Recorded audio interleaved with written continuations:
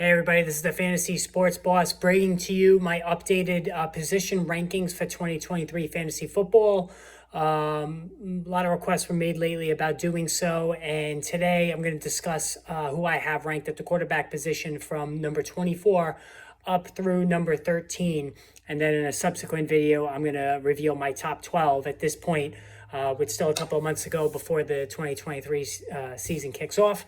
So make sure you hit the subscribe button if you're new to the channel. Lots of good stuff coming your way. Going to dive back in on a lot of other themes and situations and storylines and analysis leading up to the new season. And of course, when the season gets underway, the instant injury update videos throughout the course of NFL Sunday.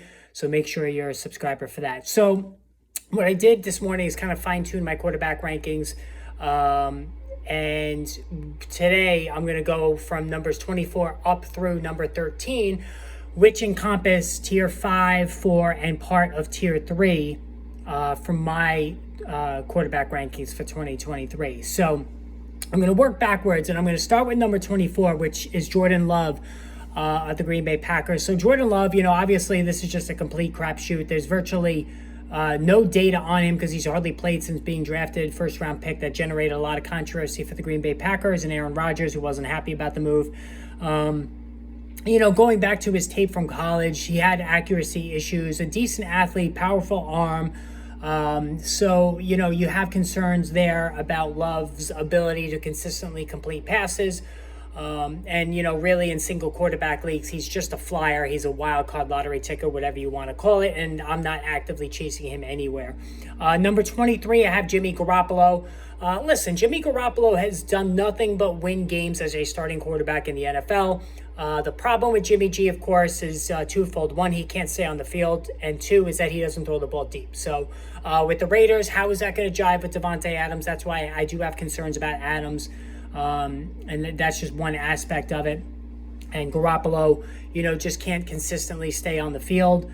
But, he puts up some decent numbers. So in 2 quarterback leagues, if you really want to go cheap at that second option, he could be that guy for you. But in single quarterback leagues, I don't even really want him as a backup. All right, number 22 is Derek Carr. Carr is a more durable Jimmy Garoppolo.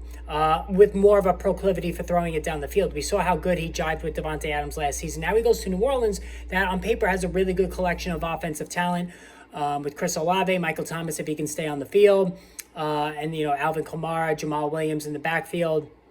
And then all the talents with Taysom Hill there at tight end, Juwan Johnson, who's improving. So, Carr is what he is. In a 2 quarterback league, he is a serviceable, solid second option, but there's no running aspect to his game. Single quarterback leagues, you could do a lot better for your backup. There's just virtually no upside. And again, in single quarterback leagues, you want to have upside as your second quarterback, and Carr is just not going to do that. All right, so number 21 is Matthew Stafford. He's an older Derek Carr, let's face it. 2 years ago, he was awesome. He won people league championships. Last year, he was a complete abomination due to injury. He's getting up there in age. The next concussion could be the last. I don't love the offensive line. And then it's really Cooper Kupp and nothing else in the receiving game. So, while I did, target Stafford as my backup last season, I'm not going to bother with him this season. All right, number 20 is Kyler Murray. So Kyler Murray, listen, he's been a top 10 guy since coming into the league and becoming a starting quarterback. He runs really well, but the offense looks broken. They don't have DeAndre Hopkins any longer. Hollywood Brown is obviously very good. They have the decent running game with James Conner, but the offensive line is a complete joke. And who knows what things are going to look like offensively. Murray's probably going to have to run for his life. But you know what? In single quarterback leagues, he's never going to be cheaper. And if he comes back in October, you could have a very good option for the stretch run if your starter gets hurt or you want to play the matchups game. Number 19, I have Bryce Young. Bryce Young was my number 1 quarterback coming out of the 2023 NFL draft. If you had gotten my prospect guide, you would have saw that. There are size concerns with him, but listen, we've seen Drew Brees succeed. We've seen Russell Wilson succeed. So I don't think it's that as big of a concern as it was in the past. Accuracy is off the charts. Good arm, solid arm, can make most of the throws, and is a underrated athlete. So I think there's a lot working in his favor, but this is going to be a run-heavy offense behind Miles Sanders, at least initially. They have some weapons in the offensive, on the offense there. Adam Thielen was brought in. So was DJ Chark. So there's some talent to work with.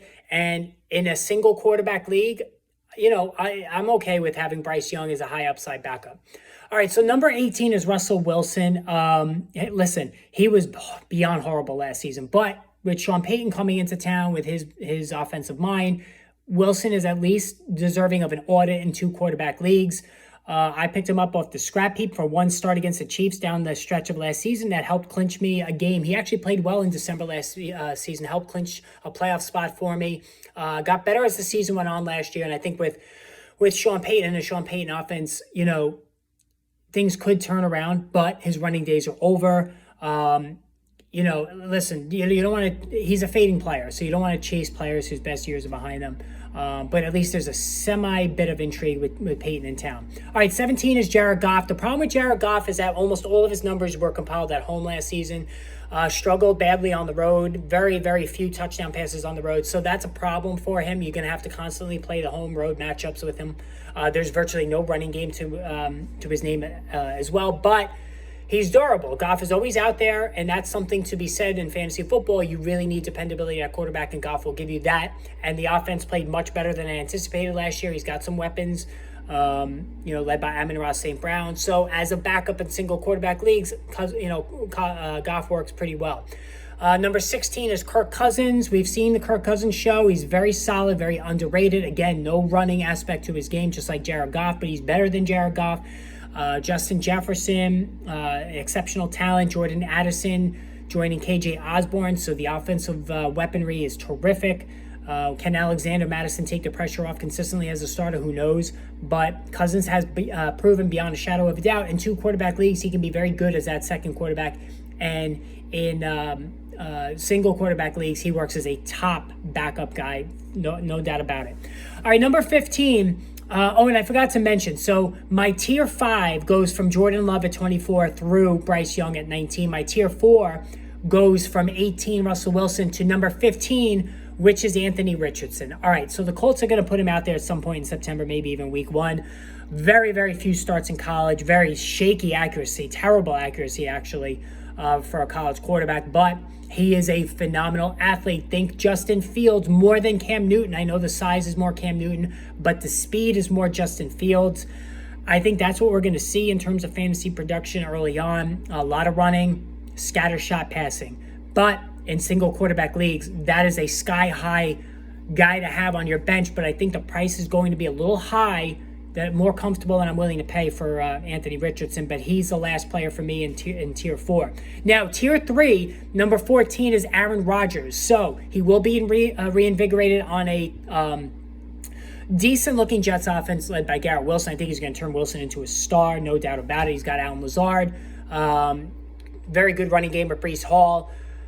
Offensive line is looking better. So Rodgers, just a year removed from being an MVP, a 2-time MVP, 2 years in a row MVP. So I think Rodgers can really put himself back into the conversation as an every week starter, but the running aspect of his game is gone, and I prefer him as a matchup-based option. All right, and finally, Tua Tagovailoa is number 13. So Tua, with Tyreek Hill and Jalen Waddle, has the best pair of wide receivers in fantasy football. I think Tagovailoa, as long as he stays on the field, listen, he throws the prettiest deep ball in all of football. His accuracy off the charts, just a tremendous thrower of the football, but doesn't run much either. So, in single quarterback leagues, you're not going to get the running aspect of things with Tua. I want that running dynamic when it comes to my fantasy football quarterback in single quarterback leagues, but the passing numbers should be pronounced when he is on the field. All right, check back for ranks 12 through 1, which is going to come up in another video that will be probably posted later today, maybe tomorrow. So hit that subscribe button. We will talk soon.